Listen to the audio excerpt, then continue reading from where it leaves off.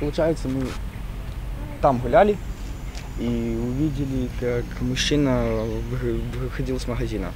Мы зашли в магазин, я спросил, что случилось. Продавщица сказала, что ее ограбили.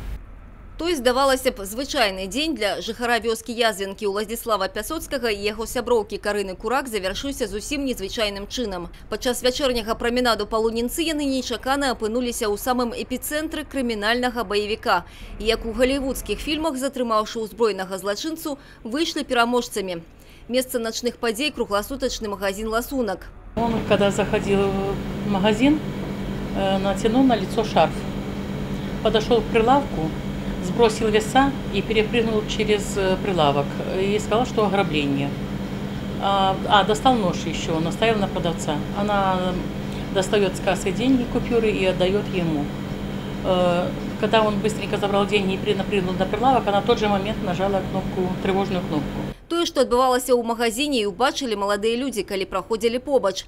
Ні хвіліну не раздумваючы, Уладзіслаў кинулся на ўздагон. Догнал его, получается, он бежал попереду меня. Я сделал ему подножку, и он на правую руку, там, где был нож, он на ту сторону и упал. Я, получается, сел на него, коленями вжал, а потом просто левую руку заломал, взял за шею, поднял, и все. На дапамогу Уладзіславу паспеў работник локомотивного депо Сергей Ступаков. Он сзади меня бежал. И он, получается, когда я уже его поднял, то он пришел и говорит, что у него нож в правой руке. Вот он его нож забрал, и мы повели его вместе.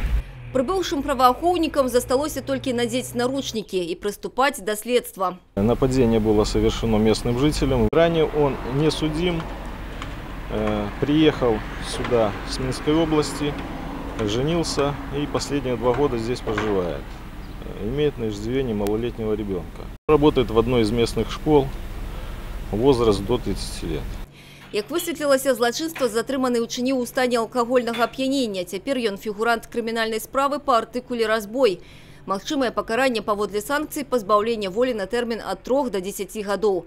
Мария Кобец, Алиса Григорчук, Александр Дьяченко, телерадиокомпания «Брест».